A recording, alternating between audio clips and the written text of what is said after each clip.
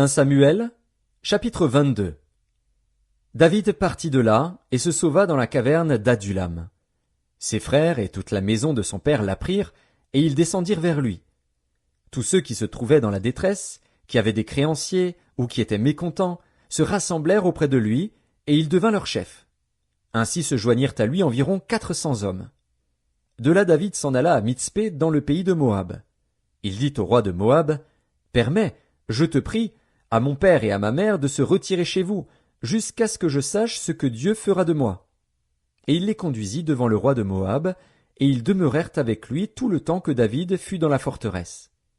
Le prophète Gad dit à David, « Ne reste pas dans la forteresse, va-t'en, et entre dans le pays de Juda. » Et David s'en alla, et parvint à la forêt de Héret.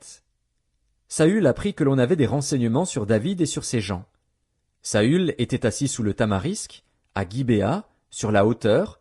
Il avait sa lance à la main, et tous ses serviteurs se tenaient près de lui. Et Saül dit à ses serviteurs qui se tenaient près de lui, « Écoutez, Benjamites, le fils d'Isaïe vous donnera-t-il à tous des champs et des vignes?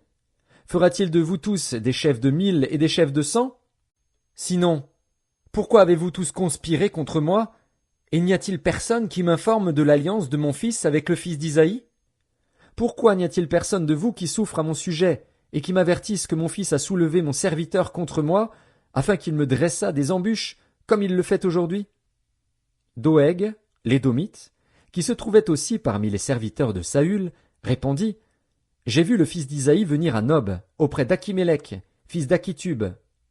Akimélec a consulté pour lui l'Éternel, il lui a donné des vivres et lui a remis l'épée de Goliath, le Philistin. » Le roi envoya chercher Akimélec, fils d'Akitub, le sacrificateur, et toute la maison de son père, les sacrificateurs qui étaient à Nob. Ils se rendirent tous vers le roi.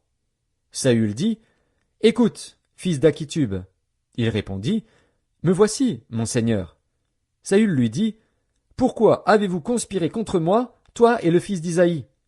Pourquoi lui as-tu donné du pain et une épée, et as-tu consulté Dieu pour lui, afin qu'il s'élevât contre moi et me dressât des embûches, comme il le fait aujourd'hui? » Akimélec répondit au roi, « Lequel d'entre tous tes serviteurs peut être comparé au fidèle David, gendre du roi, dévoué à ses ordres et honoré dans ta maison? Est-ce aujourd'hui que j'ai commencé à consulter Dieu pour lui? Loin de moi! Que le roi ne mette rien à la charge de son serviteur ni de personne de la maison de mon père, car ton serviteur ne connaît de tout ceci aucune chose, petite ou grande. » Le roi dit, « Tu mourras, Akimélec, toi et toute la maison de ton père. » Et le roi dit aux coureurs qui se tenaient près de lui, « Tournez-vous, et mettez à mort les sacrificateurs de l'Éternel. Car ils sont d'accord avec David, ils ont bien su qu'il s'enfuyait, et ils ne m'ont point averti. » Mais les serviteurs du roi ne voulurent pas avancer la main pour frapper les sacrificateurs de l'Éternel. Alors le roi dit à Doeg, « Tourne-toi, et frappe les sacrificateurs. » Et Doeg, l'Édomite, se tourna, et ce fut lui qui frappa les sacrificateurs. Il fit mourir en ce jour 85 hommes portant l'éphod de lin. Saül frappa encore du tranchant de l'épée Nob, ville sacerdotale, hommes et femmes, enfants et nourrissons, bœufs, ânes et brebis tombèrent sous le tranchant de l'épée. Un fils d'Akimélec, fils d'Akitub, échappa. Son nom était Abiatar. Il s'enfuit auprès de David, et lui rapporta que Saül avait tué les sacrificateurs de l'Éternel. David dit à Abiatar, « J'ai bien pensé ce jour même que Doeg, l'Édomite, se trouvant là, ne manquerait pas d'informer Saül. C'est moi qui suis cause de la mort de toutes les personnes de la maison de ton père. Reste avec moi, ne crains rien, car celui qui cherche ma vie cherche la tienne. Près de moi tu seras bien gardé. »